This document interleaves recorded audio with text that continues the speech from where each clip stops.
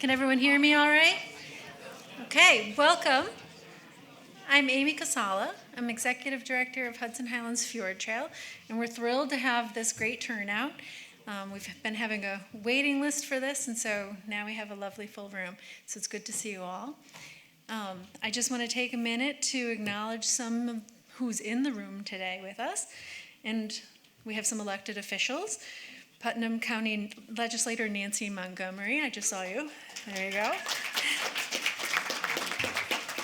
From the town of Phillipstown, we have Supervisor Van Tassel, Council Member Bob Flaherty, sitting together, there you go, and Council Member Jason Angel. Village of Cold Spring in the third row, we've got Trustee Eliza Starbuck and Laura Bazzi. Trustee Bazzi. And last but not least, Village of Nelsonville. Chris, I saw you come in. Mayor Winward. There we go. And also our friends and partners from State Parks. We've got the Regional Director, Linda Cooper, wherever you are, and Park Manager, Evan Thompson. All right, so let's get going. So we also just wanted to introduce who we are, and we'll stand up. These people who are in the room will stand up, just so you know. At the end of this presentation, we'll stick around, and we want to invite you to ask us any questions. The design team will stay around as well. So we have all of the staff of Hudson Highlands Fjord Trail here this evening to help out. So that includes me, MJ, Drew, Rob, Lori, Rebecca, Emily, and Diana. If you guys could all stand up, though some of them might still be out there.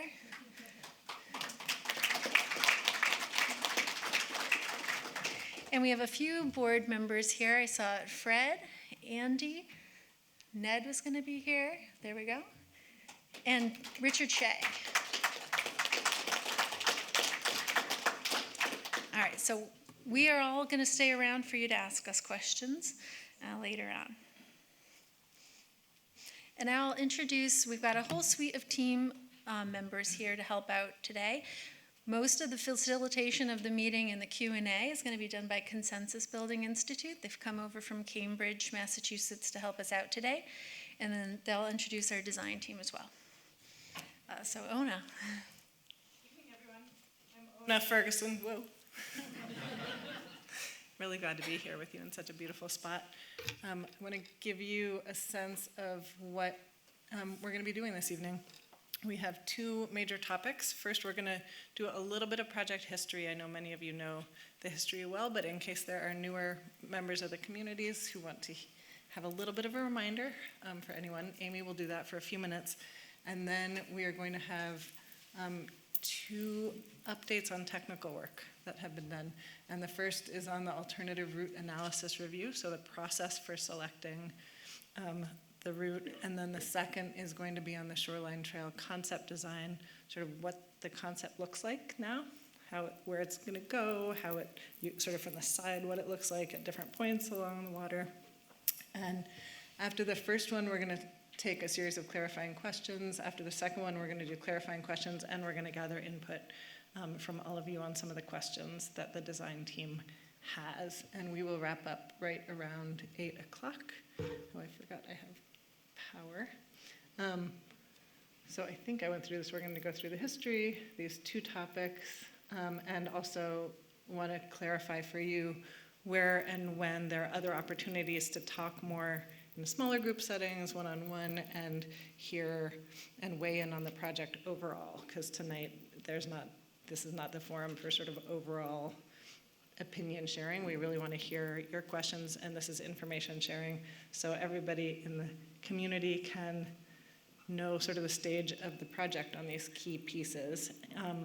And this is I want to go back up. Hang on one sec. This is one of two sessions. The next one on April 3rd is also going to be in the same place, same time of day, and it's going to focus on managing visitors and visitation projections. So how many people are projected to be coming and using the trail? What does that look like, and how do you shape that in so that it can be done the best way possible? So we hope you will come to that also and have that in your mind as we think through various topics tonight.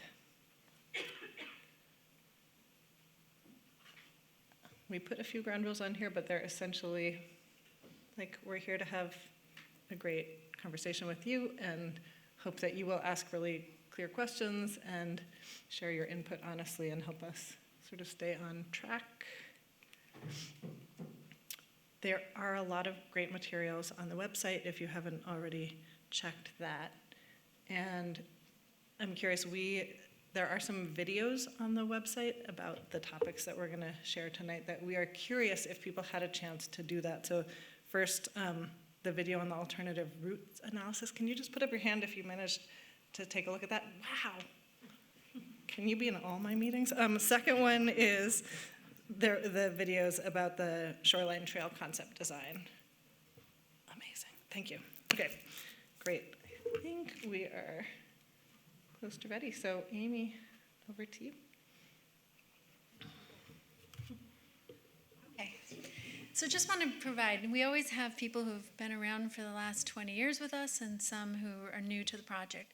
So just to get us all kind of on the right footing with the long-term history of the project. So planning for this started almost 20 years ago in 2006. And so it's been an evolving project since then.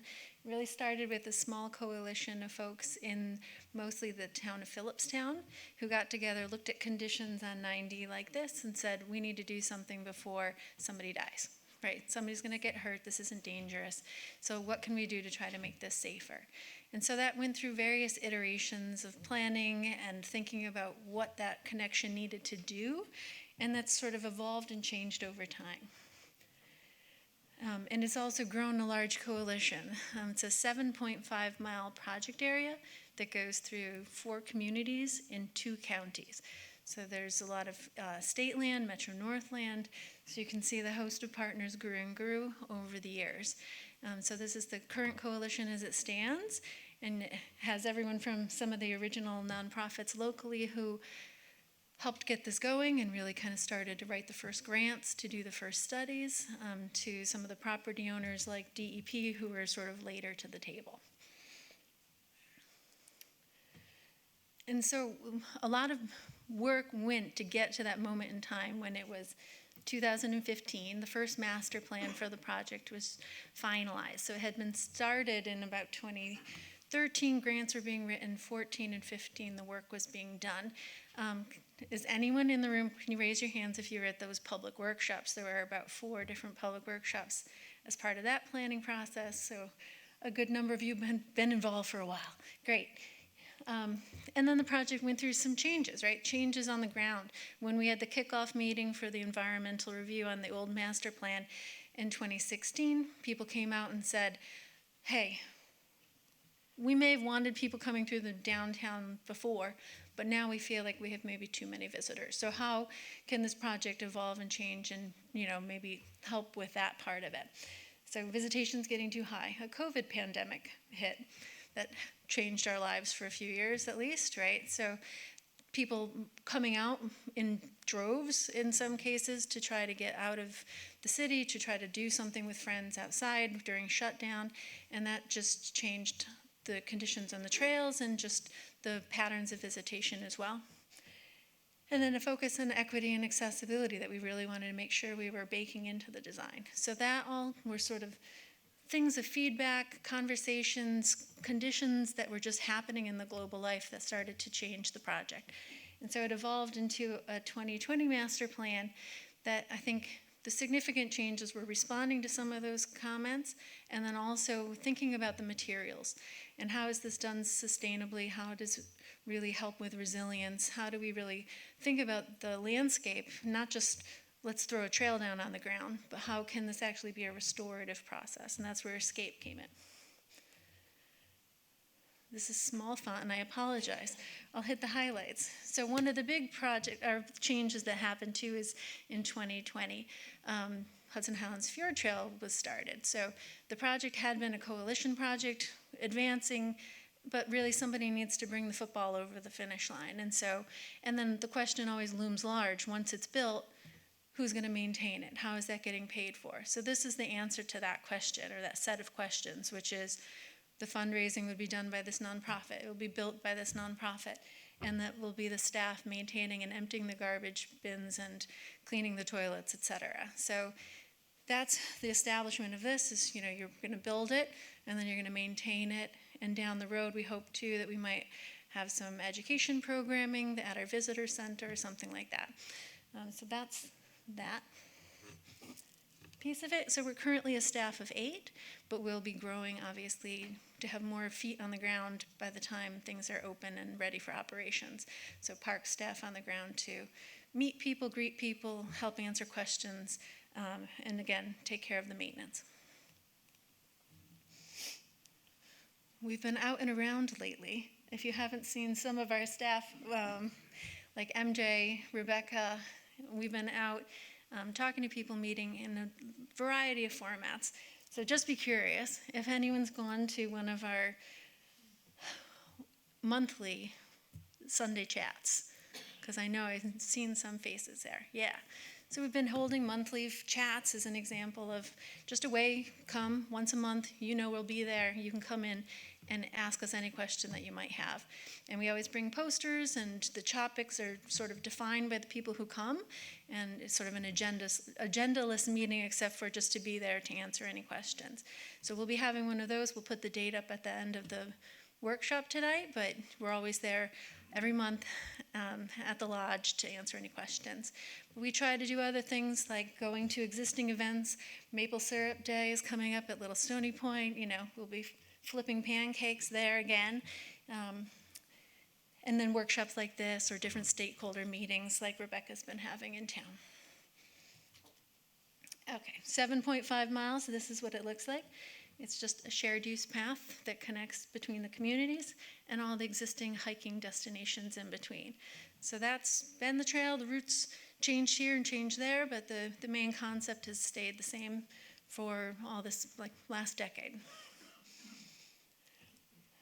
We get a lot of questions about the design process. So where are we, what's real, what's ready to go versus what's in the master plan. I think it's really important to remember how this is slow. We've been planning for almost 20 years, and we're just going to construction with phase 1 this year, right? So phase 2, several years out again. Phase 3, several years out again. So there's a lot of time to still work on these big ideas that might be in a master plan, shape and inform the designs that will ultimately go to construction. So the master plan really starts at the high level. Here's generally what we'd like to accomplish. It's sort of design guidelines or principles that you want to achieve. It's really when you get to the design development process that you really start to dig into those designs. And so that's where, we'll get lots of input now, right, post-master plan, as we go into design, like the Shoreline Trail design is early right now, so sharing that right now and having conversations and getting input, that is very easy to bake into the design process now. When you get to 80% design, you're worrying about how the railing affixes to the thing. It's all very micro details. But in the early phases of design development, there's really a lot of creative latitude to take in new ideas and get feedback. So just generally how we think the phases will go is we're starting in the middle, which is atypical, but we're starting in the middle because that's breakneck, and we knew that was the critical safety thing that started the project, so we wanted to make sure that was addressed first. We also address the visitor center, creating more parking, and really moving all of that activity, that parking demand, to the north, right? So again, trying to take some of the pressure off the village by shifting sort of the energy center there. And this is Ona again. A couple of logistical pieces, and then I'll say something about the questions. I neglected to mention this is being recorded.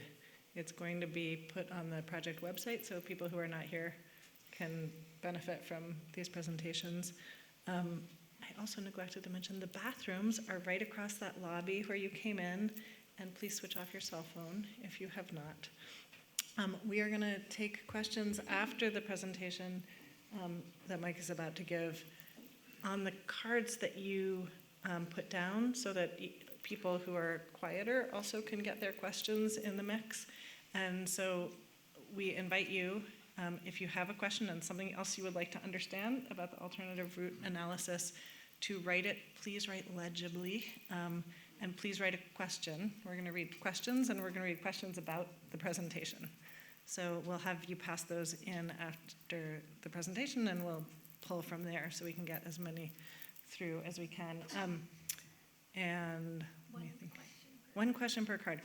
Really, it should be your pressing question from the presentation so we can hear from a lot of different people. So that's what those cards are from. Does that make sense? Yes, great. All right, I think that's all. And then Amy, we're gonna do a little bit more before we go. I'll just, introduce Mike a little bit. So the first presentation we have is, and a lot of you did the video homework, that's great. And so hopefully we'll have a little bit more detail, and of course you'll have the opportunity to ask your own questions. But I also wanted to just kick off Mike's presentation with what we hear a lot on the ground, right? So we know it kind of is a critical issue, this to dockside or not to dockside, and just really understanding the anxiety about the change, the anxiety about that route, the importance it is to everybody's lives who lives down in Cold Spring and Phillipstown to know that pressure, right? There's that pressure of the decision of, if this goes in, we hope it works this way, but what if it doesn't work? And there's a lot of legitimate anxiety and concern there. And so we've studied this. This is part one of trying to share what we've learned in the study and just have conversation about that. So I'm really glad that everyone's here, because I know this is a super important topic, and one that we really need to think through and talk through and get right. And so this is sort of our steps into that again. So it's a formal presentation to do that. Lots of opportunities for conversation outside of tonight's forum on it, but we do want to acknowledge that we are studying that, and we have put a lot of thought in making sure that the performance of this, and really need to be clear with you all whether you agree, right, and think it through. So we started some survey work to try to gauge how people are feeling. We have conversations at our meetings. This comes up a lot. And I can say a lot of times we find people are like, well, that's not what I heard. Oh, well, I learned something. Oh, that makes me feel better. Or, are you doing it? So really clarifying. And we want to make sure, everyone's making an informed decision about it and really feels like they understand what's planned and what's not planned, what that's going to look like, what have we considered, what have we thought about. So this is just sharing all of that thought, but we also want to hear back from you on all of that. But just please let us know that, or please know that we've really, we live in this community, we have board members in the community. It's not, it's also important, very important to us and how the project performs. So without further ado, Mike will present the work that's been done to date, and at the end I'll share some additional thinking that's kind of been percolating recently. Thank you, Amy. So this is my first time presenting for the Hudson Highland Fjord Trail, so thank you all for coming out. As said, my name is Mike Doherty. I am a landscape architect. I'm also the landscape architecture studio manager for SLR Consulting. We're a multidisciplinary firm that deals with pretty much everything outside of a building itself. I particularly have focused my career within the public realm, working on projects that deal with connectivity and accessibility, specifically greenways, multi-use trails, town center plans, streetscapes, things of that nature. We have a full transportation division that I work closely with. So I'm very familiar with a lot of the goals and objectives that the Fjord Trail is trying to achieve.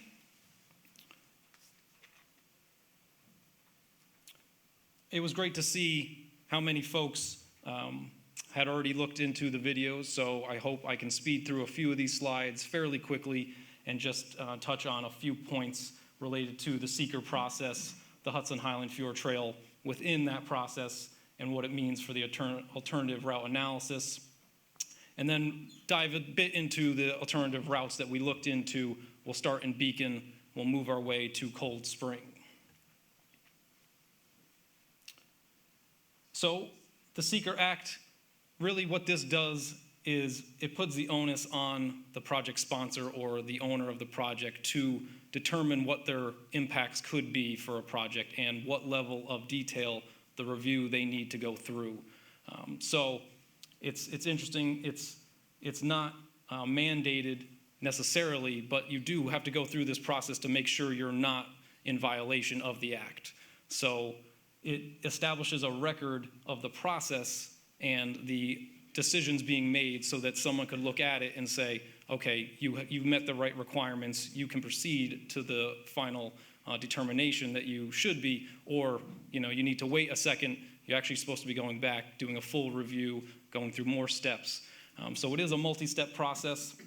It allows for the project sponsor to, like I said, go through and determine their significance, as well as a state agency to become a lead project sponsor to help foster the determinations and determine how that project really should be reviewed. So the Hudson Highland Fjord Trail is obviously a large project, 7.5-mile corridor through multiple municipalities. It was deemed a Type 1 action, which kicks it into a full EAF process. Through that, it was then declared to have a positive declaration, which again pushes it up into a higher level of review, which is the full environmental impact statement.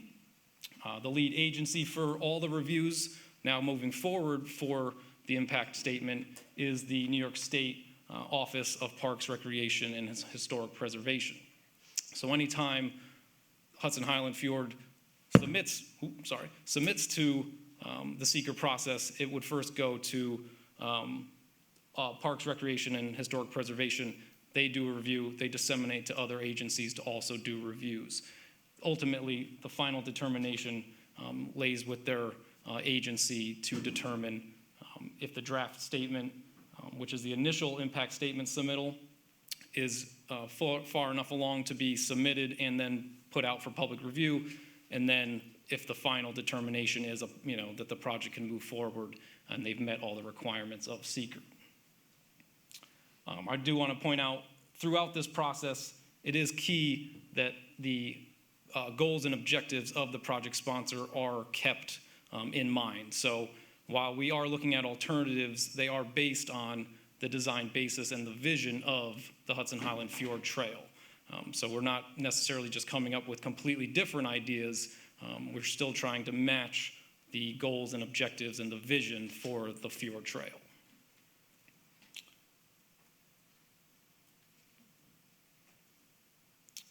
So, in part of the environmental impact statement is the requirement to show an alternatives analysis. The alternative analysis is just that.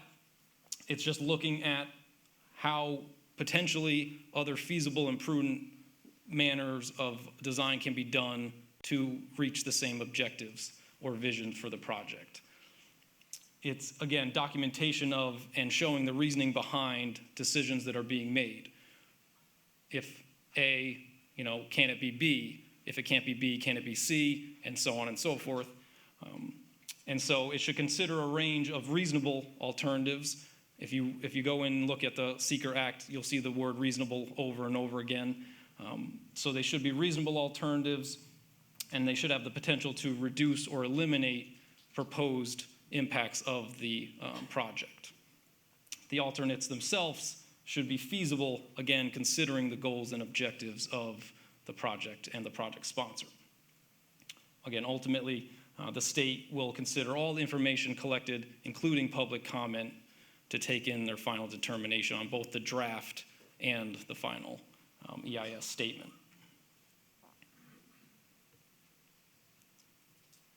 So jumping in to a little bit of detail related to the trail itself, I'm sure most of this information is probably already known, but the alternative route analysis follows the master plan and the 4 defined reaches from Beacon to Cold Spring. Again, as Amy said, it builds on master plan work that was done previously and continues to consider the project's defined goals, objectives, and design criteria. Speaking of that criteria, the ultimate goal, as Amy had alluded to earlier, is to create this connected corridor from Beacon to Cold Spring, along it connecting destinations, allowing access to the Hudson River itself and the surrounding highlands. Paramount to the goals of the project are to meet accessibility laws, mandates, and design guidelines. Within that, there are also specific design-related standards in terms of the trail itself, as well as sustainability and resiliency goals. Some of those listed here, just a 10-foot minimum width for the trail.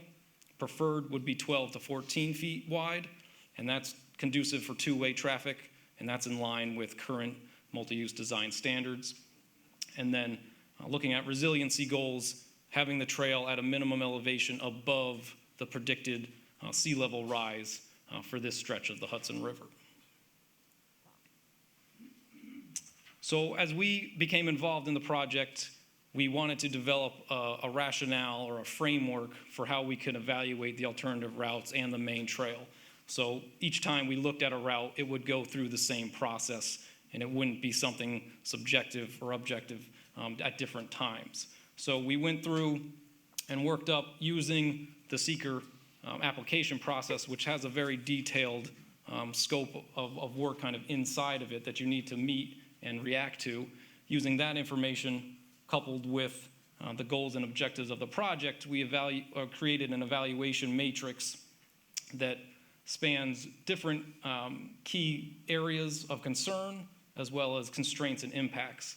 And both of these kind of overlap and go back and forth between them. So if you have looked at the full report and the matrices and the explanations of the categories, you will see overlap. You'll also see that some are qualitative and some are quantitative information. Again, those lines get blurred at times. Our goal was to present as much of the facts as we could so that a reviewer would be able to look at those facts and make their own determination, not necessarily based on exactly what we're saying, but if you would see the facts, you would see, we're talking different grades, different elevations, different impacts from the routes. So to jump into the alternative analysis review itself, like I said, we're going to begin in Beacon, make our way to Cold Spring, so a little bit reverse order of the number designated for the reaches. That reasoning behind that, the majority of the alternative analysis routes identified and evaluated were within the Cold Spring region. We also understand the amount of public comments have been more toward the southern end of the project itself. So we'll spend a little bit more time, hopefully, on that end, if I can get through these. You're about 10 minutes in. Okay, 10 minutes already.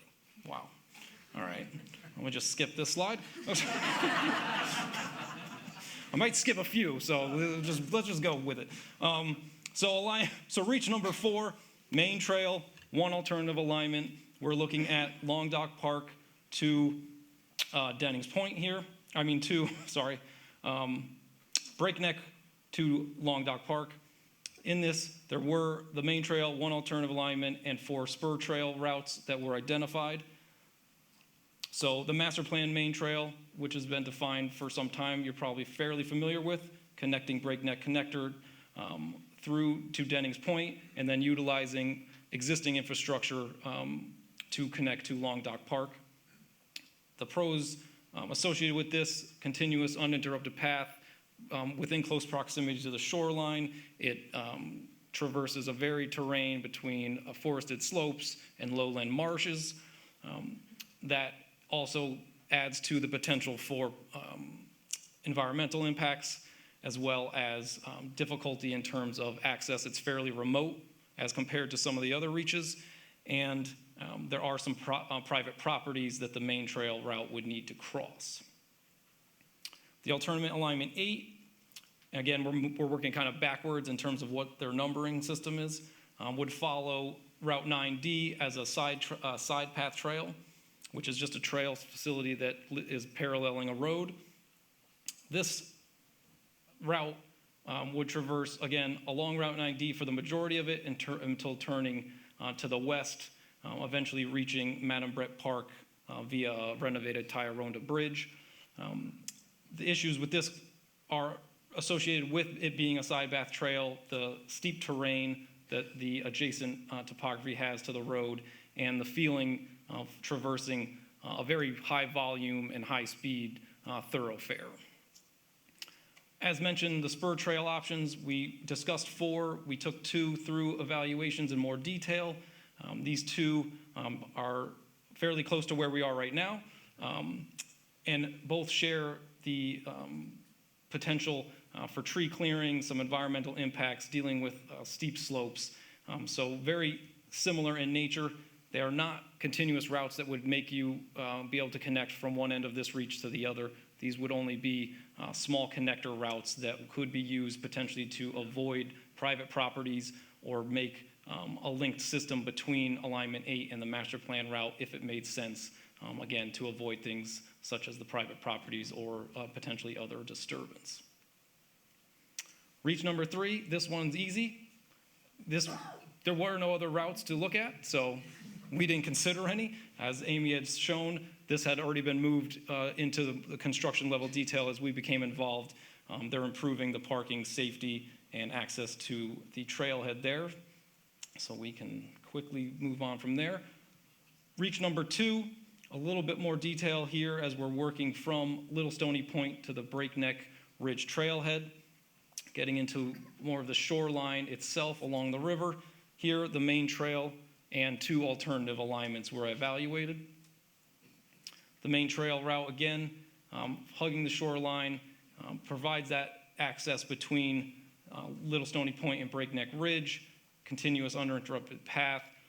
We're really getting into more of the pedestrian and views along the river, away from Route 9D and minimizing private property impacts. Again, the potential for environmental impacts along the shoreline, the need for mitigation efforts, and the more difficult logistics dealing with construction along the river. Alternate alignment 6, which was identified as a side path trail on the east side of Route 9D, was working in the limited shoulder. It's difficult area to deal with. There's existing infrastructure for drainage for the roadway. There's existing utility infrastructure in terms of utility poles. There's a high potential for vehicular conflicts due to the limited buffer that can be gained. There's steep topography, typically rising to the east to deal with. So a fairly constrained shoulder that does not provide easily usable section of land to provide the trail. Also, again, the reduced kind of feeling of being on the trail, the project vision of not being next to speeding vehicles. Additionally, this alignment would have to approach Breakneck Tunnel and raise and grade very sharply, having some private property impacts, but more importantly, it would be about 30 feet above the current grade of the road to reach over the tunnel. At that point, it would have to cantilever off the rock face of Breakneck Ridge, traversing across to the, I hear some laughs. I can skip this if you want. So it would continue towards the river to the west across the rock face. So obviously scenic view shed to Breakneck Ridge would be impacted, constructability of it, very difficult. So not in the least a simple solution. Similarly, alignment number 7 goes to the west side of Route 9D into the strip of land between the tracks and the road, navigating as an elevated trail because of the terrain that's there and the use of it as a drainage area. Again, high potential for vehicular conflicts. The elevated structure adds to the complexity and the cost.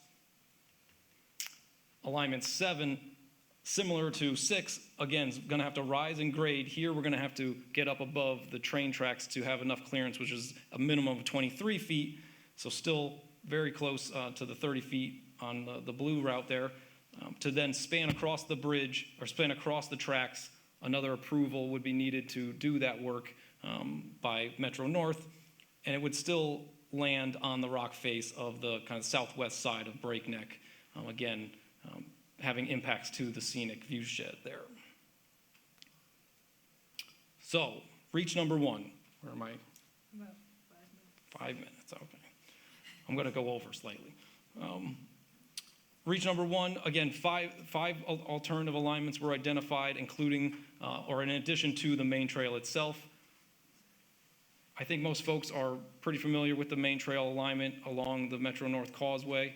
I'm going to just kind of move forward from there.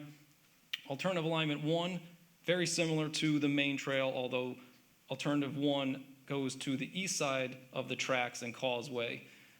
Here, the complexity comes into play, trying to get back to Dockside Park now that we're on the east side of the tracks.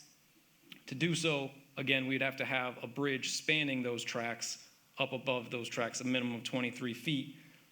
Once we land on the east side of Dockside Park, to then get down to the level of the park, we would have an elevated structure ramping, in grade to meet the grade of the park itself. So this area kind of boxed out in blue would be generally disturbed, trees would be cleared, the structure would have to be built within that space, so the view shed would be impacted within the park, as well as folks that live up on Northern Gate would also see some impacts to their view across to the tidal pond and the river.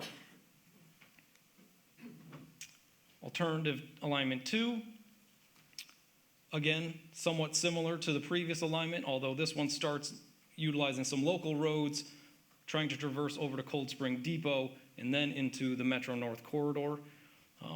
Here, it then would follow the Metro North tracks on the east side to Little Stony Point. The difficulty here is Cold Spring Depot is a private parcel, so to cross that, we'd have to get permission to do that or acquisitions. It's a tight space.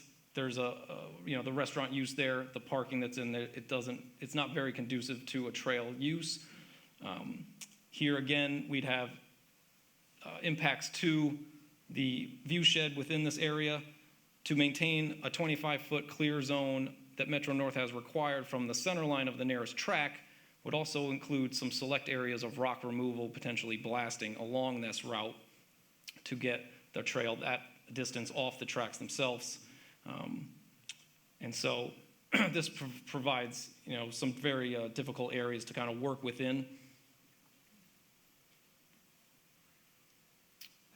Alternative 3 shares some of the issues that the previous number 2 did, in terms of it does start again near the Metro North Station, Cold Spring Depot, which is the private parcel, and then the select areas of rock removal that would be needed. This route then diverges to the east at Mayor's Park to then connect to Fair Street, continue on Fair Street as a side path trail. So in addition to some of the challenges of the previous alignment, this alignment would then have to have some decisions made here at Mayor's Park, whether we're impacting the on-street parking or the play field itself. That would be kind of the area that the trail would fall within. So one or two of those, or potentially both, would be impacted. As the trail continues on to the tidal pond area, the shoulder becomes limited.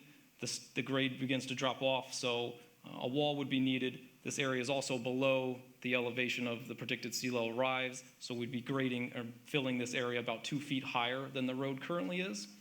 And there would be private property impacts to the frontages of the parcels just prior to the intersection with Route 9D.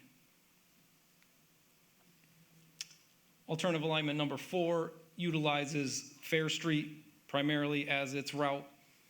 Here, the private property impacts do become more pronounced. We're also dealing with a much more developed corridor in terms of built infrastructure.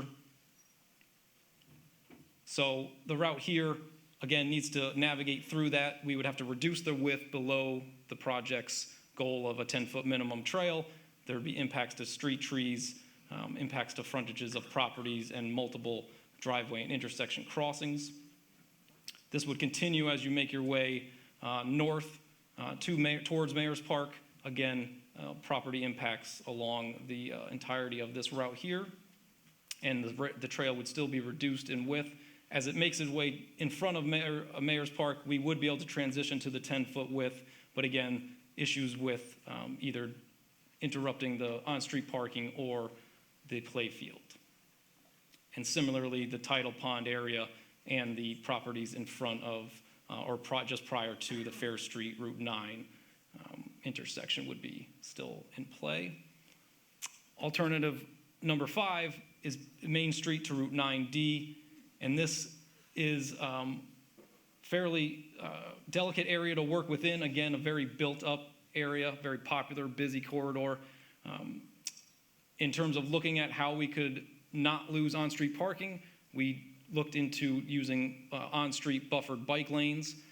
Those would not impact the parking, but they would impact the pedestrian and amenity space throughout the Main Street corridor on both sides of the street. So you basically take what you have today in terms of that space and you cut it in half. So it would be a fairly substantial change in the look and feel and use of that space. Nice. Okay, so as this continues along, turning onto Route 9D, the trail has to navigate, again, some narrow right-of-way and frontages of property. The removal of on-street parking on Route 9D would be able to get a 10-foot trail with a small buffer, but there would be property impacts throughout the frontages right on the trail itself.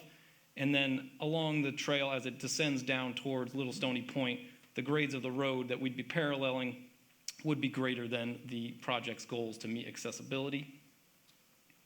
Overall, in summary, the real issue with most of the alternative alignments is context. So context as it relates to the trail experience.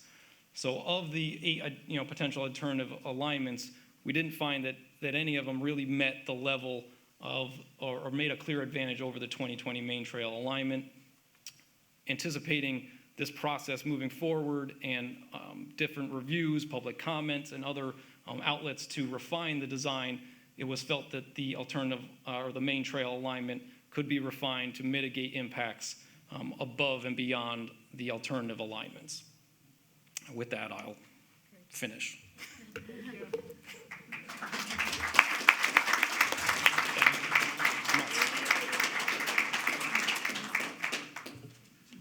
Am I staying up here? Okay, so we're going to switch into Q&A. So you have the cards on your chairs. Hopefully, while we were looking at that, we were also thinking of questions. So this will be the Jeopardy music time to write those questions, and then please pass them out to the outside, and staff will come through with baskets to collect those. So we'll give you just a minute to do that while you're writing and thinking, or maybe you've already written it down, you've passed it over. We just have a few questions to kind of warm us up. Amy, can I interject? One, like your best question, your most pressing question from that presentation is what should be on that index card. Thank you. Okay. Because the second card is for the second presentation. Correct. The second card is for the second presentation, so you really only want to put your best question on the one card and pass it to the outside row of whatever row you're in. So MJ and Rebecca have baskets. They're ready to grab them. In the meantime, we'll just do a few warm-up questions while that's happening. So some questions that we hear a lot when we're out talking to folks. One is it too late? Like, is this set in stone? Those are the only routes you're going to think of? The answer is no, right? So these are the ones that are documented. These are the ones that have come up in conversations to date. But recently, a new idea came up, so we're going to look into it. So this idea we'll call Route 6 would be this yellow line, which essentially takes that existing pathway that takes you from the southbound platform north to the pedestrian tunnel that would take you up to Main Street. And if that were to keep going on the outside area of Dockside and then connect through. So it basically lets somebody who got off at the train walk straight onto the Fjord Trail without going onto a village street. So that's one we'll chase down and evaluate. It is still within the setback zone, so it's a conversation with Metro North, but I think we're looking at it, the way it's continuous with the infrastructure, it could potentially be considered an exit or part of the station infrastructure, so we want to explore that a little bit. And I'll just note that the mayor has been interested in exploring the other routes that go through, the green and red routes that go through the depot and then on the other side of the tracks, and she'll be having conversations with Metro North to see if they're willing to give on that setback requirement. So we keep pushing and pulling on these ideas, and this was the first new idea as a route that had come up in a while since we had the other ones mapped, so we'll continue to evaluate that and put it through the same paces that we put through the other routes through. If the trail is at Dockside, people are curious, if we are starting in the village at Dockside as an entry point, what would happen in the village? So like, what's in that package? How is this helping manage visitation? So we thought through that a little bit, and I know small font, but it includes sidewalks extending. So that's the train connection from the train to Dockside. It's also sidewalks extended on Fair Street where they are right now, so that's safe to walk. It's wayfinding to help people navigate from the train station to where they need to go, or if they're driving and they're on 9D, tell them to keep going straight, don't tell them to turn down. So wayfinding for vehicles as well. Bathroom facilities, so there'd be 8 composting toilets in Dockside Park that would be in little buildings, again, built and maintained by Fjord. Services, we'd have the shuttle running as part of the shuttle that we planned for the whole project. The goal there is that it goes down to the train station only when a train is arriving, so it's not like it's constantly going back and forth and adding. And we've talked to Putnam County Transit about them not doing that route, so it's just replacing the vehicle that's already going, it's not a new vehicle. Garbage that we'd empty, information kiosk at Dockside Park to help take some of the load off of the people who work at their volunteer at the information booth. And Dockside Park management, which I know has been an issue, has been washing up there recently. So how do we help clear that out? And even some of the local roads, the mayor's asked us if we could help clear out some of the debris that goes onto the roads as well. And then when would we do all that? So I think as soon as the environmental review is done for the project, we could start putting pencils to paper and really trying to make those things happen. It doesn't have to wait for full build out or for some of the other pieces to come. Do we have some questions? We have questions. We have lots of questions. Yep. First question from Ethan Tam. When reviewing route analysis, did you investigate Lynn Terrace and Market Street as part of the preferred route? Am I using this? Yeah. Okay. We did. So those were part of, if you look at the mapping in the report, they continuously show up as a shared route because that kind of area down near Dockside, near the station, it just made sense that those would be used to connect multiple routes. So we didn't go into a ton of detail in terms of some of the investments that would need to be done for those pieces to be used, but we did look into them and could provide more detail if necessary. Thank you. Next question. Why not start the trail at Little Stony Point and put a sidewalk on Fair Street to bring hikers there? I think that's why I read that. Okay. So I mean, I guess in essence, that would cut off a portion of the goal that the Fjord Trail would have in terms of connecting all the way to Cold Spring itself. And then we would only be seemingly providing pedestrians with a facility to go from Little Stony Point to Cold Spring, not addressing any of the cyclists that would be using that potentially route. So, in terms of a safety protocol, we wouldn't want to just leave it up to them to kind of make their own ways. I don't know if there was any other reasons behind it, but it essentially didn't meet the goals of the project we were, trying to address. Right, but as I said at the beginning, that's the critical question, right? We hear a lot about is sort of that starting point location and what's the right balance for the community. So again, we'll be sharing that information, and we want to have a lot of conversation about that. But the way the project's been defined, the route and how to get people safely out of town, that's what we've evaluated to date. If you were to start at Little Stony Point, it essentially moves the project footprint out of the village entirely, and so it becomes different. I don't know if it necessarily addresses or mitigates a lot of the impacts, but I think that's the conversation we need to have. Thank you. We have a question next about climate resilience. So from John Erickson, in his accompanying online Shoreline Trail presentation video, Michael Doherty mentions that the minimum desired trail elevation is 8.3 feet above NAV D88. Yet renderings show that the trail at numerous places as being either at grade with or below Metro North tracks. How will these sections that are immediately at the water's edge, to say nothing of the sections that are immediately at the water's edge, such as Undercliff, be climate resilient and protected from inundation from future sea level rise? I actually think that should stay for the engineers for the Shoreline Right. Trail, but maybe Right. we can reread that one? I will reread that one. This Next. this is the same one. We did that, okay. Or it's just a second question. We will not repeat.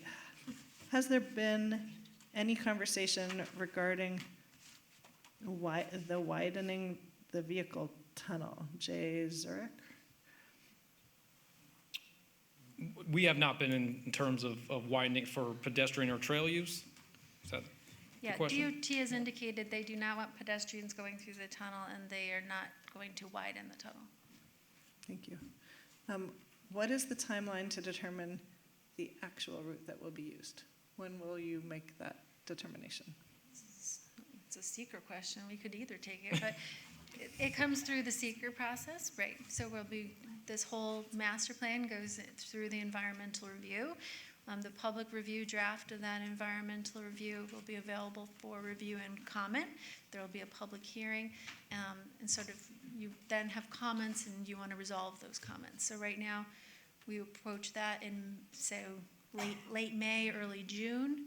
You'd have a public review draft, a public hearing would be announced, and then it's off to the races from there in terms of seeing what comments come in and how are those resolved. Let's take another few. This one says, can you review the placement of parking areas? So, well, we didn't really look into exactly, every individual parking area. We kind of worked with existing facilities and some of the designs that were being proposed related to those. I mean, our goal was really to look at kind of the points A to B and how to get there, the most feasibly with the least amount of impacts. Yeah, I would say it's not an alternatives analysis question, that there was a whole other parking and shuttle study that was done. It's available on our website. If anyone who had that question wants to ask us at the end, we can direct you to where to find that report. But that identifies where you'd be using an existing lot, where you might be adding a new lot or expanding an existing lot. So happy to share where that information is. Perfect. Next question is about sidewalks in these denser areas. What would be the purpose of building a wide trail down a developed street that already has a sidewalk? Why is the existing sidewalk not enough to provide access to new trail areas? It's a good question. So a sidewalk in and of itself is a good, pedestrian use. But again, to meet the goals of the Fjord Trail, it is a multi-purpose, multimodal, active transportation corridor. So we're, trying to accommodate bicyclists and pedestrians kind of as the first two.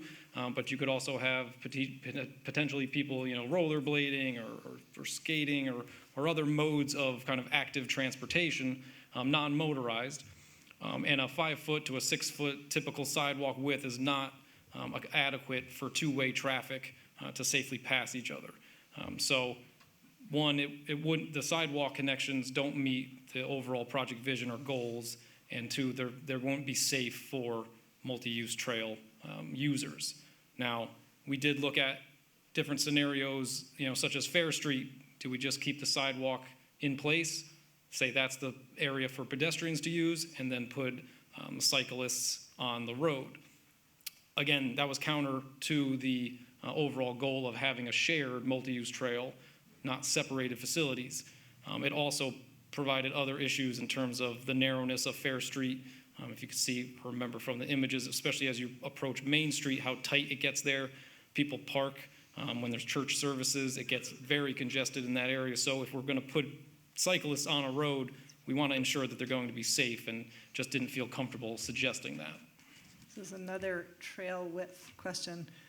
For Reach 1, the Cold Spring section, alternative route 2, can a narrower trail of 10 feet or less reduce the amount of rock removal and make it a more feasible option? So we utilized the 10-foot minimum width to start with, just because we knew the 12 to 14 was going to make it even more of an issue for the rock removal. It really comes down to the Metro North clear zone from the track and where that trail resides in that space that's outside the clear zone. We had some preliminary discussions with Metro North, and they were pretty adamant about, keeping that area clear, especially right near the station itself. So we did use the minimum trail width. Again, if we went down to an 8-foot trail, it just would be below the standards for the design of the Fjord Trail. Thank you. We're going to take 2 more, and then knowing there are many more things people are curious about, hope that you will keep chatting with people, all of you, who have questions that haven't been answered yet after the meeting, and go to the next portion. So last 2 questions. The first is, in reach number 1, what route provides the most accessibility to the park for people of all capabilities? Are we talking about the trail itself as a park, or Mayor's Park? Oh, shoot, we don't know that. Anybody? I'll- Try it. Can you answer both? Interpretations, or which one do you think Which makes one, the most what route sense? provides the most accessibility? Oh, or dockside, I guess it could be. That's all.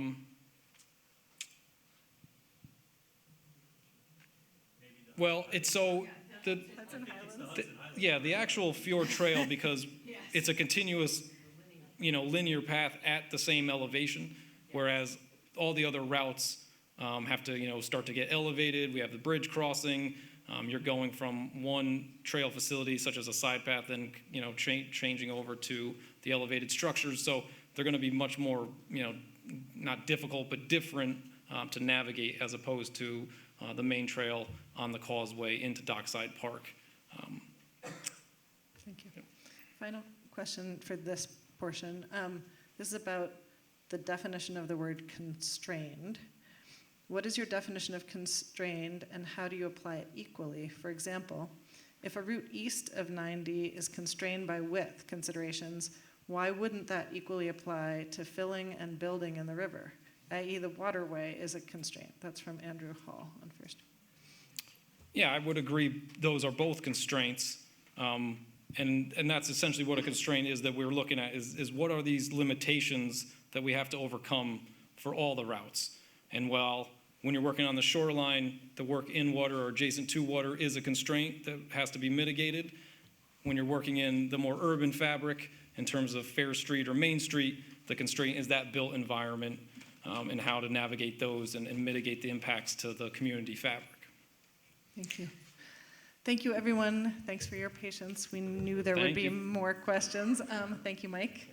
And we are going to shift to the next presentation, which I can advance this. We have Oh, Gina. too fast. Yeah, that was too fast, sorry. Gina Worth is going to give this presentation, and we're going to do again this after this presentation, just to give you a preview. We'll have the same kind of your big question on the presentation and what you've seen, and then we're going to ask for your input on some questions around the design. So pay attention so you can share your thoughts with us later. Thank you, Gina. Great. Hi, everyone. Thanks for coming out this evening. It's really inspiring to see so many people here representing their community and speaking for the river. It's also nice to be looking at the river in the distance here in this location at Duchess Manor. I'm Gina Worth. I'm the design principal at Scape Landscape Architecture and have been working on this project for many years. It is truly an honor of a career to be able to work on a project that's about restoring public access to the Hudson River, and we take the challenges and the constraints and the opportunities of this project very, very seriously. So I know there's a lot of curiosity about this project, a lot of interest in learning more about it. As Amy set up in the very beginning, the work is still very much at the conceptual early levels, early design levels. So we're here tonight to answer questions and invite feedback to help shape the project as it moves forward. I'm just speaking tonight to represent the design team, but we have an amazing, multidisciplinary design team. I'm joined by Matt Carter from Arup, as well as many other Arup representatives, Scape representatives, and also other representatives from SLR as our ecological consultants on the project to help restore the ecology of the Hudson. Just to quickly jump into it, I'm trying to stay on track with time this evening. The Shoreline Trail component of the project is approximately 2 miles of main trail along the edges of the Hudson River. It's shown here in this diagram. It moves from Breakneck Point down to Dockside Park. We're going to talk about it tonight from Breakneck to Dockside, in that direction. Just a couple different images to kind of represent the context that the trail is moving through. I do want to be very clear that this project is very complex, not only because there's not one cross-section that represents the whole project, right? The changes and the conditions of the landscape change along the length. While it looks like a narrow strip of land, and it is a narrow strip of land, it's different widths at different points, it's different elevations at different points. That question that was just asked about the Metro North track, those tracks are at different elevations at different points, so it's a kind of complex landscape that's changing along its length. This image on the left is north of Little Stony Point, looking towards the Breakneck Ridge overlook, and the image on the right is looking south, the southern section, what's called the Causeway section. And one of the big differences here is in the foreground of the image on the left, you can see there's a zone that's a little bit wider, which allowed us to kind of evolve the design based upon community feedback to come up with a new kind of built condition or proposed condition than some of the more constrained sections of the trail. To just zoom in on a couple of these different views representing the different widths and different elevations and different zones that we're dealing with here, this is a shot of that northern stretch of the trail. There is a constraint, and a very important one, a safety constraint with the project, that the trail needs to be a minimum of 25 feet away from the center line of the southbound M&R track. That's very important clearance criteria for this project. It also needs, as much as possible, to stay out of the river to protect the ecological integrity of the river. And so in many ways, the project is threading a needle between these different zones. We're also working within this highly constructed and highly modified edge of the shoreline. If you're a history buff and know the kind of history of the Hudson River shoreline, you'll know that much of the shoreline that we're seeing within this stretch and many reaches of the Hudson were filled over time and kind of pushed out into the water. So we're working with filled land that was created for the railroad. We're also working in a landscape that is already managed very intensively by the railroad and is host to a lot of invasive species and sprayed frequently with pesticides for the track management and control. So this is not a pristine natural condition. This is a highly modified landscape, but it is the river's edge and it's part of this important river ecology. So we're trying to respect the existing ecology as much as possible. Looking south towards Little Stony Point, this is one of the zones of the trail where we have a little bit more room to work with, a little bit wider land here. We still have the same requirements where the trail must be 25 feet away from the center line of the southbound track. Sorry, it's kind of a mouthful. But here, because of that extra width, there are some larger trees within this zone, and the top of the riverbank is pushed out, and there's more room for a trail to be at grade. So we've been able to work with the project team to kind of shift the trail to an at-grade trail within this condition.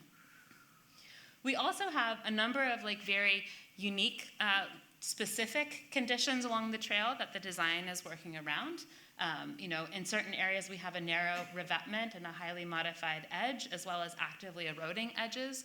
One of the important regulators on the project is the State Department of Environmental Conservation, the DEC, and we know from them that it's very important to disturb the river as little as possible, but also maintain the structural integrity of the riverbanks themselves. And so this project is looking for opportunities to improve the structural integrity of the river's edge so there isn't this kind of washout and sedimentation of the river. We have other utility constraints on the project. So this image shows some of these moments where there are culverts, utility infrastructure like that, for lack of a better word, the M&R hut shown there in the bottom right, and moments where the trail needs to move around and maintain the proper clearances around Metro North infrastructure. These high-level goals have been driving the project for many years now, as Amy shared, creating a very accessible and resilient and cost-effective design, avoiding ecological impacts, and where we do have to impact the river because of some of those constraints, creating new ecological opportunities. We're also looking to provide public access to water access points and river-based experiences, create moments of rest to appreciate the landscape, and use a really consistent, simple, and durable material palette within the project. And we've also been trying to iteratively refine the design based upon your input, and we hope to do more of that as this project advances. Some of the recent changes have been about constructing the trail on grade where possible and avoiding all in-water impacts where possible. We've also just had a little bit more design time on the project and been able to think more deeply about where we can restore and retain native vegetation along the river, where we can also manage invasive species along the river, and also where we can find these opportunities to stabilize the shoreline where needed. There's other opportunities we've identified to preserve and protect valuable existing habitat, and as well as manage invasive species to enhance existing native vegetation. So from an ecological principle perspective, this is like our design thought process here. The first goal is to minimize disturbance. Where this is unavoidable, for example, in one of those utility bump outs where we have to move around some of the Metro North infrastructure, we would like to enhance and integrate ecological enhancements into the design itself. And some of those are about stabilizing the shoreline, right, to meet those, the goals of having a stable, resilient shoreline, and some are about supporting wildlife habitat and life cycle needs. So this image, it's probably like hard to see all of the details on the slide, but it's also printed outside, so I'm happy to talk to anyone about it later this evening. I think it's a very important image because it just shows the project overall. One of the important things that it shows is all the area that's in the orange dotted line, like this zone in the middle, the section at Dockside Park, and the section at Breakneck Point. The dotted line, that represents trail on grade. So 47.6% of the project is trail on grade. And there are moments where the trail is on structure. It's 52% of the project. Those are the solid line. We did want to call out, we're going to go into each reach specifically and like provide some more statistics, but did want to call out that less than 5% of the piles are consistently submerged in the river, in the subtidal zones, the areas where it has most impact on the river. So we've tried very, very hard to minimize those areas with the project. Gina, on-grade definition, just on the ground? Is that On-grade definition is just literally on the ground. We are elevating the ground slightly to accommodate to plan for sea level rise. So it's not the actual ground, it's a couple feet above, but it's by berming up, right? It's not a structure. And you'll see the kind of images that reflect that experience. So I'm just gonna walk through the trail from Breakneck Point all the way down to Dockside. So this first little section that we'll look at is what we call the lower overlook. And we call that the lower overlook because there is an upper overlook that was recently built by HHFT along with the steward station at Breakneck on top of the kind of first ridge there. So this is the lower overlook. It's providing public access to the Hudson River. This section is on grade, on the ground. It's approximately 1/8 of a mile in length. It has an expanded trail area for viewing and for seating. It provides shoreline access, a kayak pull-up location, a planted shelf, which is one of these ecological enhancements, and it preserves existing ecological habitat in this area. So a quick sketch. Again, we're just trying to share the progress of where we're at, share sketchy images. It is an evolving design process, so you're seeing the design work as it's coming out. Some are more rendered, some are sketchier. This is a sketch image of the evolution of this design. I know there's an earlier image that's been circulated that hasn't been part of this project for a long time, but what we're looking at is the evolution here large on the screen. You can see an expanded trail area at the back of this image. I'm sorry, there's no pointer. You can see a kind of rocky seating area as well as a step-down zone that provides access to the subtly graded shoreline here. There's also a ramp kind of built into the slope to make sure that all access provided is ADA accessible. So if you're coming with a wheelchair or a stroller, you're still able to get down to the shore. It's also a place to pull up your kayak. And then there's also these different zones where vegetation is integrated into the shoreline edge. And you see those as little pockets along the edge. And we call those planted shelves because they're both helping stabilize the shore, but they're also reintroducing native vegetation to this zone. Also, there's this whole zone of this project which is about keeping people out. That's kind of shown to the the right side of the screen where it says protected ecological zone. So making sure there are areas that aren't accessible and so that other species, non-human species, can use those spaces. So this is a cross-section. So Ona asked, what does on-grade mean? This is what on-grade means, right? You can see the existing grade of the land is that kind of lower green line. Again, happy to talk to anyone later about the specific elevations.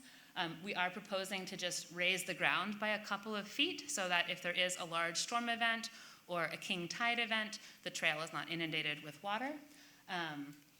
You can also see the kind of small ramp and get down as part of this section, and then some of that preserved ecological habitat, as well as additional places for native planting shown in this image.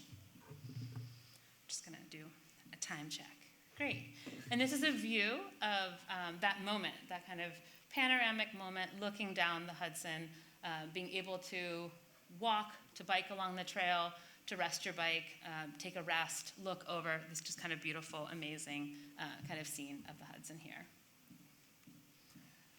The next section, this is the moment where the trail moves to an on-structured trail. This is the northern portion. This is a half mile of trail. It's a monopile structure, and Matt's here to talk more about that. A monopile structure means it's one pile supporting the trail structure above. It's going to be a waterside construction technique. The elevation of the on-structured trail in this zone is approximately 5 feet above the elevation of the M&R tracks. So if you look, and that's the tracks change in the different reaches, but this statistic applies throughout. It's approximately 5 feet above the M&R tracks. 45% of the piles within this section are in the intertidal zone, and that's the zone that the high tide and low tide moves between. So they're not consistently inundated. They're in that kind of sometimes wet edge, and that is just because of the constrained nature of the dimensions we're working with here. We also have a moment called a trail bank at the existing widened shoreline. So where there's a zone of wider shoreline, we're creating like a rest stop or a place to linger and kind of move out of the traffic of the trail. This is just a sample image of what this might look like. You can see the 10-foot trail with room for bicyclists and pedestrians. In this image, we're showing a precast concrete plank option as a material, but that's still something that's being discussed, and would love to hear feedback on that this evening. The other element that you're seeing in this image is the 8-foot required Metro North safety fence, which is shown to the right. And here we're exploring a very porous, transparent material, which is used in a lot of like scenic vista and national park contexts. So we've been looking at different like potential materials for the trail. Like what should the trail surface be, right? We want it to be very durable, we want it to be maintainable. The team has been leaning in the direction of precast concrete planks because of their need for less maintenance over time and their long-term durability. Each precast panel has a 50-year lifespan. And when you think about the embodied carbon of kind of continually replacing elements, the precast actually performs quite well from that perspective. And they're also highly resilient to flood events and can withstand sustained floodwaters, as well as meeting all the accessibility goals for the project. A very viable alternative is the glulam timber decking. Its one negative is that it can't sustain that long-term water inundation, and it also has a slightly shorter time frame, but it does have a lower upfront cost. So it's just this trade-off of like, do you want to be replacing the trail material more over that 25-year time frame? Do you want additional construction? To do that, like I think both of these materials are quite viable, and we'd love to discuss the alternatives with you. You're about 15 minutes in. Okay, great. Here we're seeing the sample of the on-structure fence. We are not proposing chain link. It's a terrifying thought as a designer. You don't want to be on a 10-foot trail along the Hudson River and then use chain link fence, right? So that's never been the goal of this project. We're proposing this like very light, delicate, visually delicate steel cable mesh fencing, which still is robust enough to truly meet the M&R safety standards, to not be able to like climb over it or damage it with, just leave it at that. The on-structure overlook, this is a moment where we have that slightly widened shoreline and we're trying to take advantage of these moments. We're trying to protect the ecosystem below and not invite public access to this space, but we have this small bump out and overlook that's designed with a metal grate surfacing, and so that will allow light to penetrate through and allow water to penetrate through, but also create spaces for like sitting and looking at the river or just like catching your breath and taking a break. We're now transitioning to the next segment of the project, which is the on-grade trail. This is the before view of that zone, and this is the after view of that zone. This is where the trail site expands, so there really is room here to think about kind of weaving a trail through this larger expanded bank, preserving mature trees where possible, removing invasive species, and this view is shown from the moment where the trail is on grade to where it transitions on structure. So you'll see the elevation of the trail on structure is slightly higher than the elevation of the trail on grade. And that question about the trail on grade was correct. We are planning for the trail on grade to be at an elevation of 8.3 NAVD 88. Yeah. So the on-grade trail, it's approximately 3/4 miles of trail.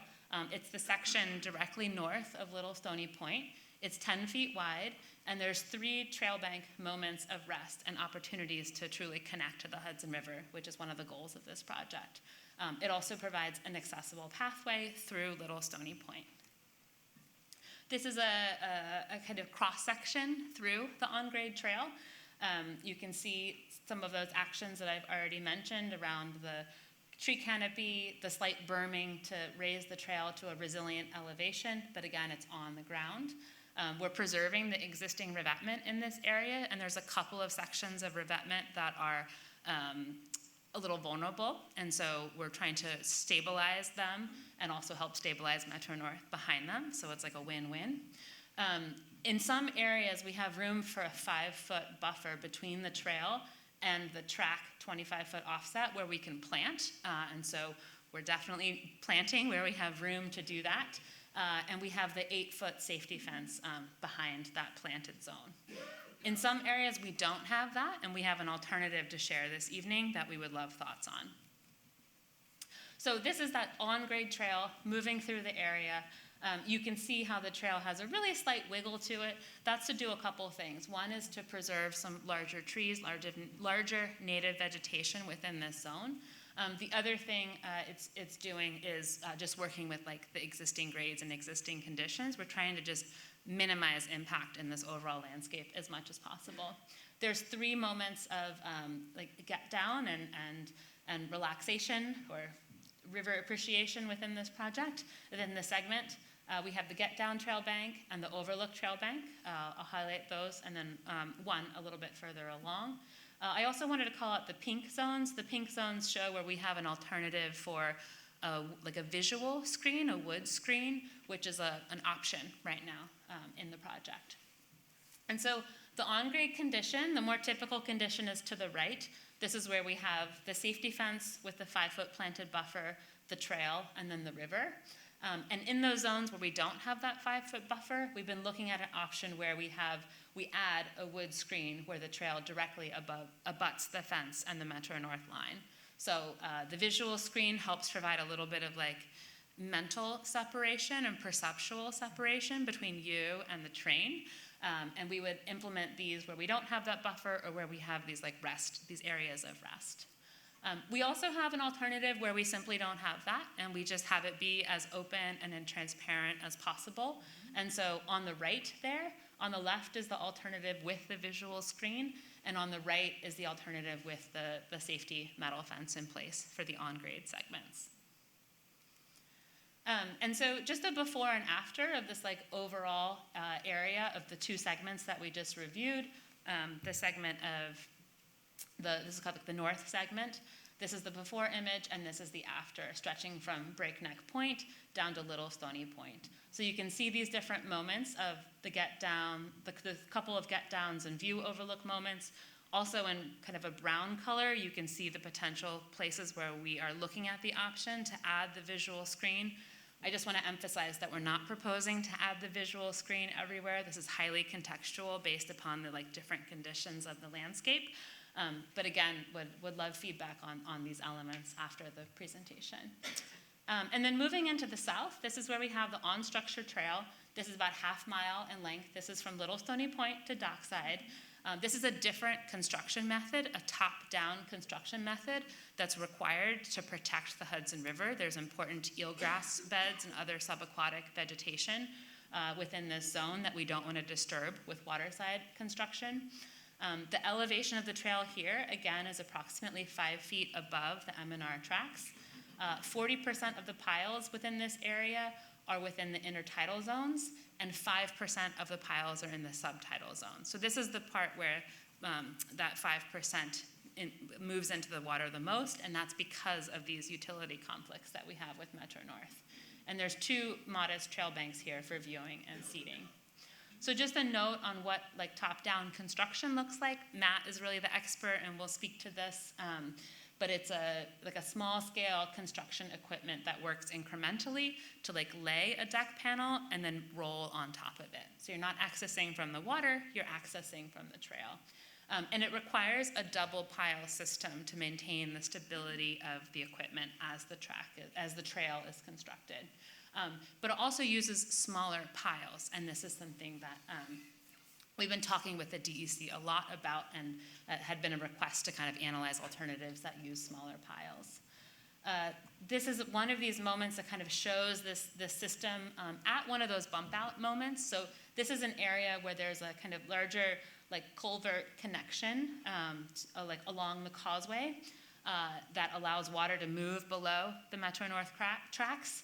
So that culvert exists today, or that kind of water connection exists today, and the trail has to maintain a specific clearance from it. So the trail is kind of bumping out and curving around.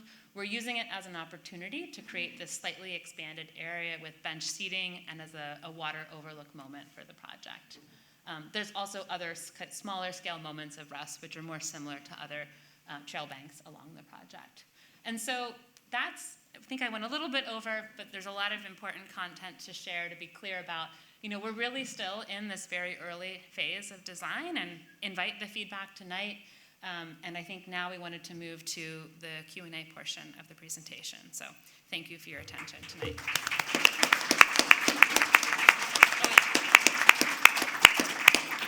Thank you, Gina. And I think we get the lights? Yeah. Thank you. And if you have questions about this design work, please send them out to the baskets now. And I think Amy was going to do a couple of. There's a couple more to get started, which we could do now. These, right? These. Aren't these for right now? Yeah, warm up round. Go ahead. We're doing these right now. Great, we're doing these. So Thank you. We get asked different questions about the trail quite frequently, so we thought we would just review a couple of these.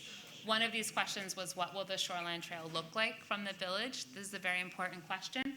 So we did these little renderings to show from different views in the village what the trail looks like.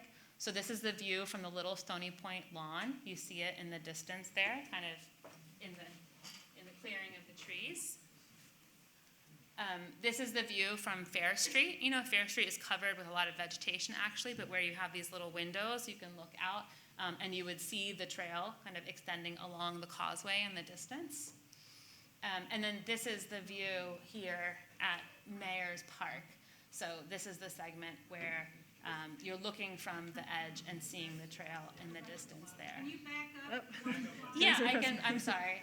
I think we have 2 of Mayor's Park here. Yeah. That's the fence. And then I'm going to move on to the next question, which is how much of the Shoreline Trail is in the river? This was kind of summarized, and it's very important to differentiate between the intertidal and subtidal zones. But within the North Shoreline, 55% of the piles are placed above the water line, and 45% of the piles are in the intertidal zone.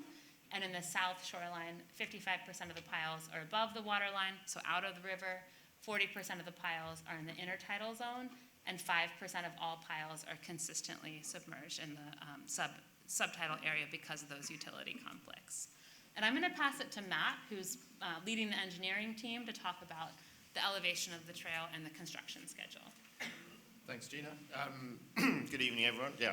I won't too much into introductions, but it's a pleasure to be here to help the team with presenting today. And so the question, how high off the ground is the Shoreline Trail when it's on structure? I think it's already been addressed that it's about 5 feet above the rail track. It is a little higher than the at-grade sections. So we've obviously been trying to keep the trail as low as possible. And a couple of things we have to think about.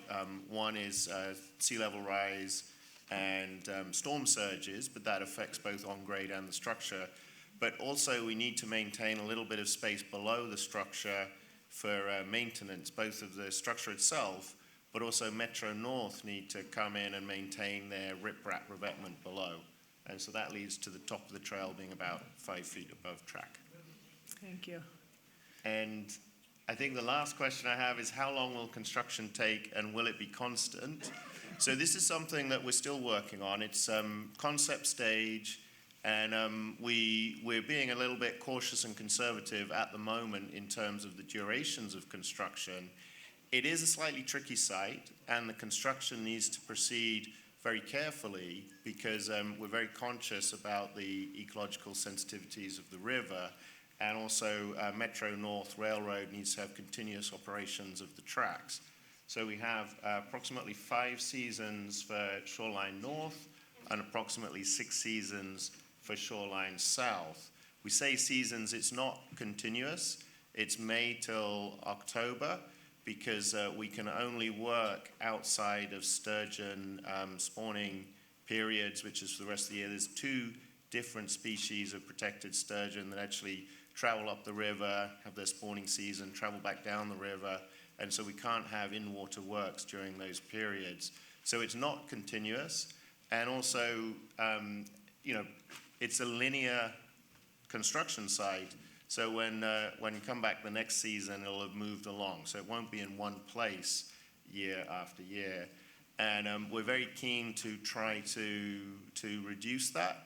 But for the moment, we wanted to be cautious. It is a slow, incremental process because with the very shallow water and the submerged aquatic vegetation, we need to either operate on tidal restrictions or with that top-down construction where you slowly move span by span carefully along the shoreline. All right, I think we have... All right, we have lots of questions. We're going to do this till about 1:45, and then we're going to do the kind of gathering input activity, so we can make time for that. First, we said we would come back to this question, so we are, and I know it got sort of passive mention, but the question about sea level rise and elevation, can somebody just particularly answer that one? So is the trail, it's at grade, is it sort of being, I think, planning for sea level rise in the numbers that you're using and the elevations you're using? I'm seeing a nod from Gina. Yes, it is. The trail is above the sea level rise predictions, but with storm surges, storm surges could be at different heights, so it's not impossible that the trail could be submerged in extreme storm surges, and that's one of the reasons like the materials have to consider that event. It's a balance between how high we want to make it, how big the berms are, and how high the structure is compared to keeping it above every extreme storm surge. But it will be above sea level rise. Thank you. Next question. Who will maintain the living landscape and addition of native plantings in terms of the work and financially into perpetuity? That would be Hudson Highlands Fjord Trail staff. And I think one notable thing is with the planted shelves, those will likely be part of an ongoing monitoring and research. So we'd have an academic or research partner who would help monitor those just as one of the many, estuary studies that happen along the Hudson River. But predominantly that would all be coordinated and through Fjord, and Fjord staff would be maintaining. Thank you. And paying for that. A safety question. Assuring water safety and rescue protocols are in place. I think these are sort of 2 pieces of a related question. And train derailments, pedestrian safety, will the trains be slowing down? I think there's generally a safety? What do we know? What can you tell us? About safety. So the derailment question comes up. We don't anticipate, there's not curvature in this zone, so we're not anticipating that to be, something that we're worrying about on a daily basis. Metro North would tell us if they thought that was a concern in this location. For rescues, we have 3 different access points for emergency responders or our staff to pull people out to a waiting emergency vehicle if someone was injured on the trail and needed to be removed from the trail. Does that cover the question? Yeah, I think so. Thank you. Question from maybe Millie Solomon. How far apart will exits and entrances on the trail be? For example, if you start at Breakneck and walk north, when will you be able to exit? From Breakneck North, the next exit really is Duchess Manor. So how far was And that's, ish? I'm going to say a half mile. Half mile. Great. Thank you. Wait, I should read this. Can the trail section by Mayor's Park help with challenging flooding problems at Mayor's Park? The route does not go, the preferred route right now, we hadn't studied that for the alternatives analysis, but the preferred route does not go through Mayor's Park. And even in a sidewalk scenario, you'd be on the inside, not the outside of the park in that location. So I think the answer would be no. Where the culvert allowing water to go under the tracks between Little Stony Point and Dockside, the design shows a bump on double pile. Is it possible instead to leverage reinforced culvert pilings? Does that make sense? I can take. Yeah. You got it, okay. It's an engineering question. Sure. I'm not sure exactly the proposal, but be happy to chat to whoever raised the question afterwards. But the double piling is because that's the top-down method. So we can't bring any barges or equipment in from the river, and the equipment travels along the already constructed structure, and it does make a little bump out, but it's the same basic structural type, and we need 2 piles for stability. And there was that image, if you remember, with the machine on top of the structure, very similar to that. Thank you. Is there access to the river for fishermen? So, yeah, I mean, there are multiple points of shoreline access. How that becomes regulated, I think, is up to Amy, but the whole goal is to provide access to the river and the many activities associated with that, and kayak pull-ups, fishing, all of those elements. Wading, toes in the water moments, I think, are the goal of this project. Thank you. In your current designs, how many piles are in the river, including intertidal ones? Do you know that offhand? Well, I think we provided the percentages, which are still approximate. There's not going to be wild fluctuations in them because the exact pile count is still being developed for the project because it is in such an early phase of design. The refinements still need to occur. But the early engineering that we've done as a team, which has been very rigorous, led us to these percentages that we feel very confident in stating. Thank you. For a question about trails on grade, how will you address flooding? This weekend, areas with direct river frontage flooded with a minor amount of rain. Both Beacon and Cold Spring waterfronts were flooded.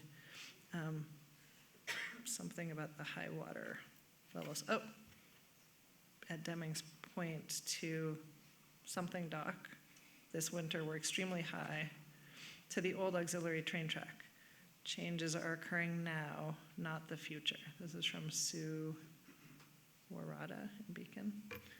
Yeah, I mean, I totally agree with that question, right? The changes are occurring now. It's exactly why we are berming up for those portions of on-grade trail, and the structure is at the elevation that it is because of, these are not wild elevations to be planning for. These are completely reasonable assumptions to be making about the future for a long-term durable project. And so we are looking at those points of data, like the not just in the past month, but in the past 2 years, we've all seen some really extreme events hit this region. We're looking at those elevation markers and designing the trail around them, as well as designing the trail buildup, like the layering of the sub-base for the trail to be resilient to future flooding.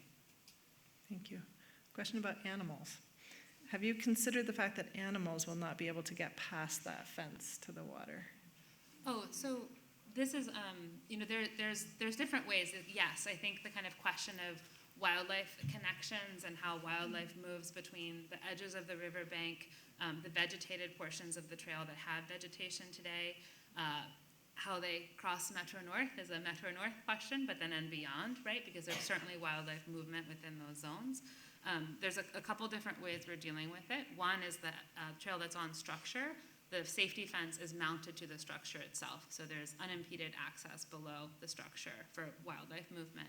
And then for areas where it's on grade, we've done this at Breakneck as well. We're designing like wildlife crossing moments into the safety fence itself, so like little pockets. At Breakneck, it's specifically designed for different terrestrial turtle species, but I think we have more research to do, but we're planning to implement those same kinds of like holes within the safety fence that don't allow a human to move through, but do allow wildlife to move through. Thank you. A couple more questions, and then we're going to switch to gathering input. How many, okay, this question comes from Luke Catcher. I'm really sorry, everyone. I'm sure I'm saying all of your names terribly wrong. How many full-time landscapers and gardeners do you think would be needed to maintain this current rendering? Like, is that a huge level of effort? What's yours? I'm ready to pull Drew. Our park manager's been thinking this through. So I think we have a staffing plan built out for phase 1, and we will have more, this is a back and forth conversation. The design gets developed. The landscape architects will ultimately be able to say, here's how many trees we're putting in, how much vegetation, here's more of the detail that we don't have at this level of design development. But as we approach that level of design development, we will have a staffing plan that matches that.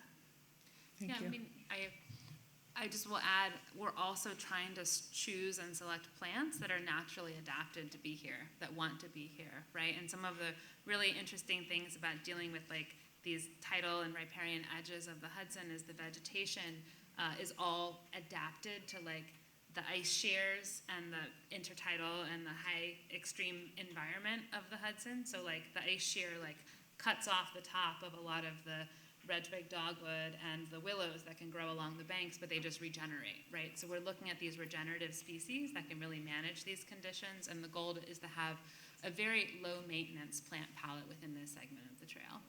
And low maintenance because it is native and adapted to the region. Plant palette is a new term of art for me tonight. I like it.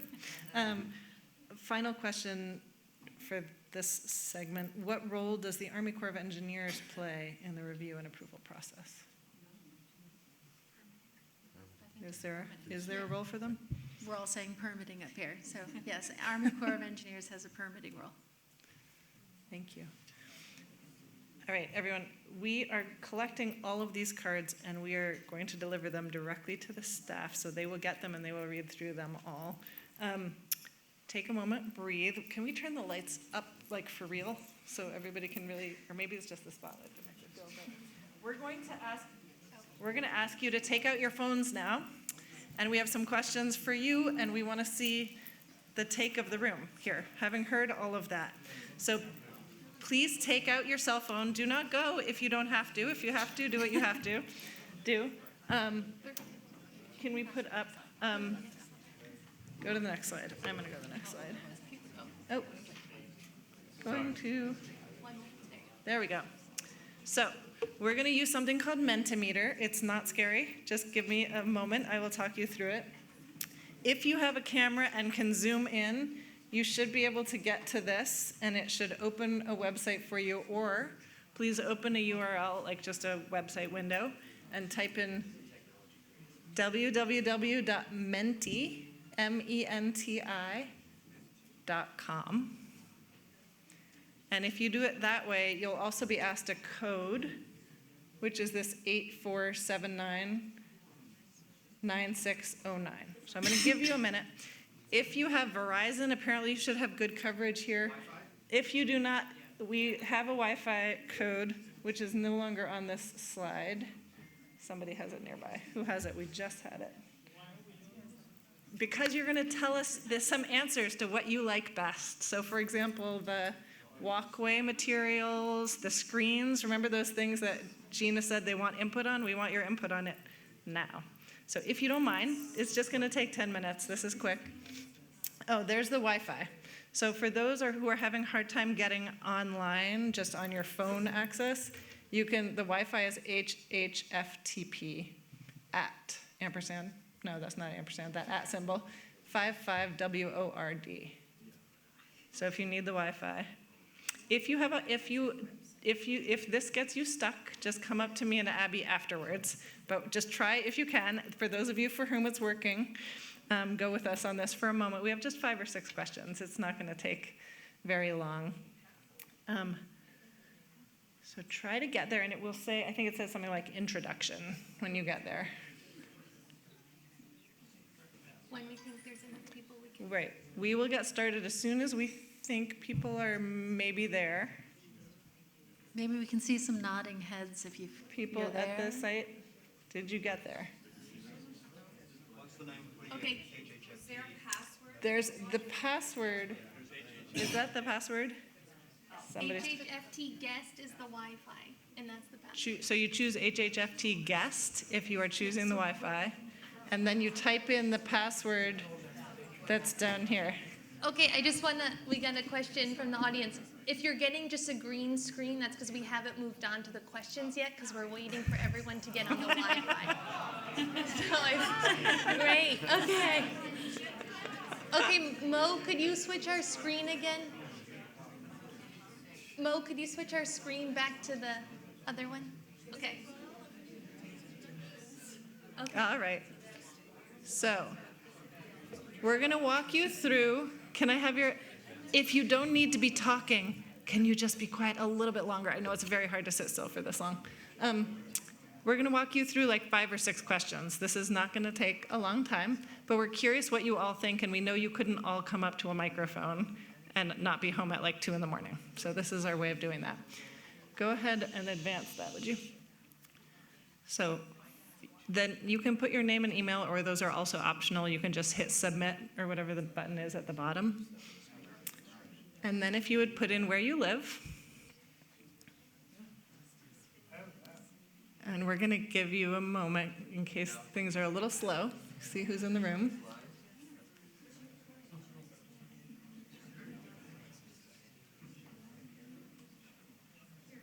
We're going to take 10 more seconds just because I think that the connectivity here is a little tiny bit slow.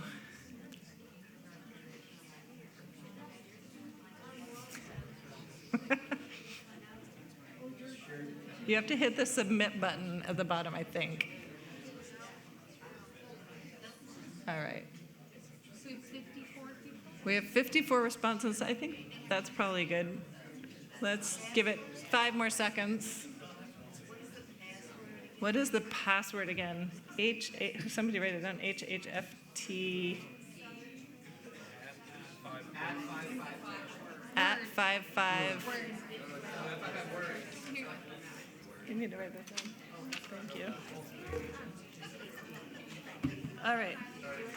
If it does, guys, if this does not work for you, come up to us right after and we will help you get your input in, okay? It's going to be okay. So let's go back. There's just a few questions. I know everyone's getting punchy. Next question, please. How do you imagine spending time on the Shoreline Trail? Please select all that apply. So you can read through all the options and check as many as you want.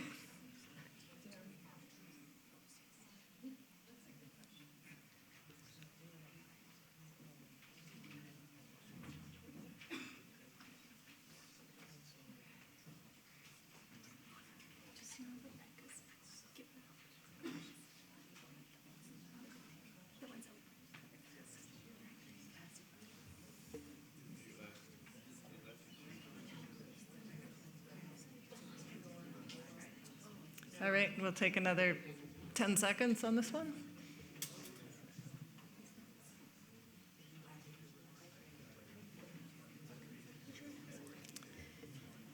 So I will, if I could read this far, I would be telling you what we see for the answers. Can you see it on your On screen? this, and Ona, it's walking for pleasure at 49. Walking for pleasure at 49 is getting the top vote getters. And then Abby, will you read the other? Thank you. Passive recreation, 44. Your mic is not on. Can we get Abby's mic on also? It's on. They're on. I'm just too far away, I think. Yeah, we have walking for pleasure is the highest score, 52. Then passive recreation, 44. And then pretty close, biking for pleasure and using it to get to other trails. Thank you. Okay. Next one. Which fencing options do you prefer? So you might remember Gina was talking about that clear mesh fence or some wood, sort of slat, more visual protection.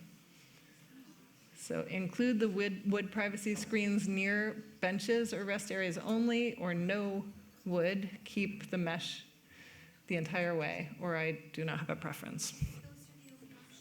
Those are the options for this one.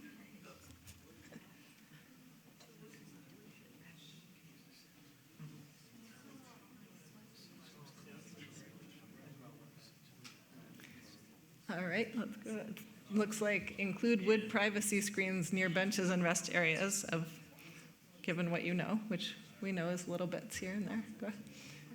Yep, next one, please. What amenities would you like to see along the Shoreline Trail? Select as many as apply. You cannot advance on your own. We're advancing. It didn't advance. It might take a second. I think it's the slow connection, so give it a sec. This is me imagining where the things are connecting. I don't know. We're going around the world. There we go. So it's starting to work. Thanks for your patience.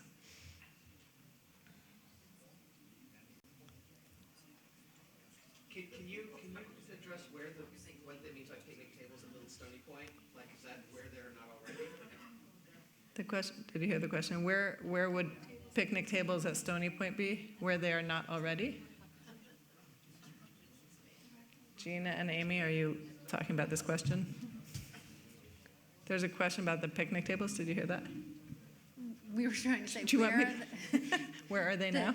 I think we've been, They're at the volunteer center. yeah, we're, Not in the Fjord wouldn't be managing that, so we'd be across the bridge on the other side of the tracks. So Okay. benches there, or picnic tables could be theoretically over by Sandy Beach, right? Okay, thank you. Okay, I'm going to read the highest scores at the moment, which are benches and places to sit, trash and recycling cans, pull-off and rest areas, dog waste receptacles with bags, and directional signage. Thank you. I see they're still coming in. Okay, great. And do you think cycling should be regulated on the Shoreline Trail? This would be, for example, creating speed limits or dismount stretches or no cycle periods.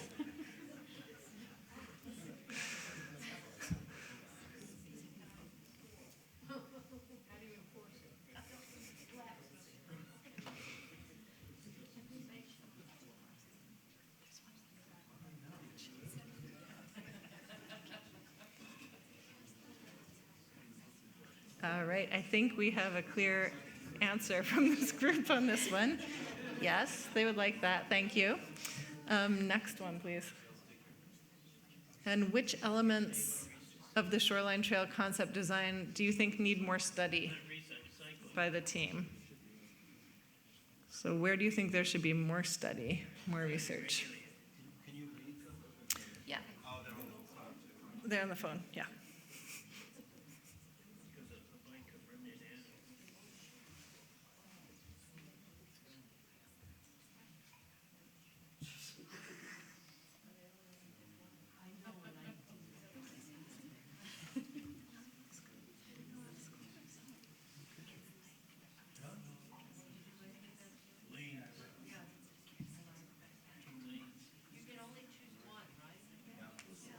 I think you should be able to choose multiples. It didn't work. Okay. I don't know if we can do that real time. leave us, and no, you're like whichever one you saw first that you like agreed to, shoot. Sorry. Okay, flaw in the tool. I think that's it. Is that the last one? Yeah. All right. Well, no, you that's can not- switch us back, thank you. All right, thank you. So that, The response? Yeah, Oh, We I can can, read we them can. out. Okay, we're sorry, Abby's gonna read them. I can read them back. The most one we had was none looks great, and then we had interest in wildlife habitat considerations, other elements unnamed, and then elevated trail feeling more natural. Thank And you. there is just a note that you were not able to select multiple, and so people wanted to, so that's a limitation. That was a mistake. Thank you, everyone. I think we have reached the end of this. We're going to take 2 minutes and wrap up, and appreciate all of your time and attention. I know it's really hard to sit after a long day already. Amy is going to close us out. Thank you, And Amy. just very quickly. So again, thank you all for coming out and staying through. And that was my first time using Mentimeter, so it was fun to watch that results come in. Next steps are another public workshop that we'll be having on sharing the projections of how many people we expect to be using the trail, and then also modeling sort of some of those visitor behaviors on the ground. So little kind of like visitor paths and congestion moments with our visitation management consultants. So mark your calendars for that. Registration for that workshop will open tomorrow, so stay tuned. We are also always out at our monthly Sunday chat, so if you had a question that didn't get answered or something that occurs to you after you leave today, please stop by and see us. You do not have to stay for 2 hours. You can drop in, ask your question, and then head back to the rest of your Sunday. And then obviously we're doing this to help kind of get everyone ready and well-versed in the project before the public hearing and public comment period for the environmental review. So trying to answer as many questions for that conversation as we can. So again, that's not announced yet. We expect that to be in late, the public draft coming out late May, and the public comment period likely in June. So dates will be set by the lead agency, and we'll help promote those so you're aware of that when that happens. And that is it. Thank you.